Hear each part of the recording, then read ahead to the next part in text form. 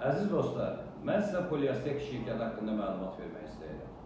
Bizim şirkət 2022-ci ildə təsis olunmuşdur. Şirkətimiz poliuretan elastomer məhsulların təmiri və istehsalı ilə məşğuldur. Bizim missiyamız yerli istehsal sahələrini ehtiyat hissələri baxımından və ya sərt materiallar baxımından xarici bazardan asıllığını azaltmaqdır. Bunlardan aşağıdakılara sadalaya bilərəm. Kiçik və böyük ölçülü ballar. Yəni, bura uzunluğu 5000 mm, diametri 1000 mm-ə qədər olan ballar daxildir. Bu ballar əsasən offset sat mətbəələrində, polietilen istehsal sahələrində, mebel fabriklərində və bir çox yerlərdə istifadə olunur. Daha sonra ağır yük təkərləri, diametri 1100 mm-ə qədər olan təkərlərin təmiri və istehsalı.